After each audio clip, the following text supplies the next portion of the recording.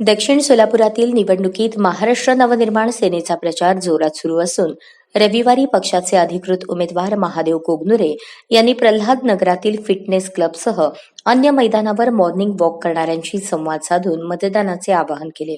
दक्षिण सोलापूर मतदारसंघात महाराष्ट्र नवनिर्माण सेनेचे अधिकृत उमेदवार महादेव कोगनुरे यांच्या प्रचाराचा धडाका जोरात सुरू आहे. शहर व ग्रामीण भागात पहिल्या दिवसापासूनच झालेल्या सभा, पदयात्रा, कॉर्नर बैठकांना मतदारांनी उत्स्फूर्त प्रतिसाद दिला. गावभेटी व शहरातील घरभेटी आणि सोसायट्यांमध्येही त्यांना जोरदार प्रतिसाद आहे. आतिषबाजी करून पुष्पहार देऊन त्यांचे ठिकठिकाणी स्वागत होत आहे. शनिवारी त्यांनी शहरातील डॉक्टर्स, इंजिनियर्स, बांधकाम क्षेत्रातील उद्योजक, व्यावसायिकांशी संवाद साधला. सर्व स्तरातून त्यांना वाढता पाठिंबा मिळत आहे.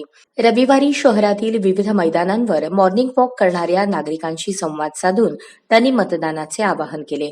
व्यायाम करणाऱ्या नागरिकांचे कौतुक केले. अनेक ज्येष्ठ नागरिकही 4 ते 5 किलोमीटर दररोज वॉक करतात.